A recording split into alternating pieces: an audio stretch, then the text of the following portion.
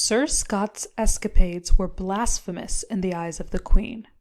In other words, his deeds were insulting and lacking respect toward her. Does blasphemous mean long-winded, disrespectful, escape-proof, or easily seen? Looking at our sentence, we can see the words "in other words." These are signal words, signaling to us that the sentence is going to express another way to show Sir Scott's blasphemous escapades. In this case, his deeds were insulting and lacking respect. From this, we can understand that blasphemous must mean shamelessness or disrespect. Let's take a look at our choices and see which one best fits our definition. Long-winded doesn't show disrespect, so that can be marked off.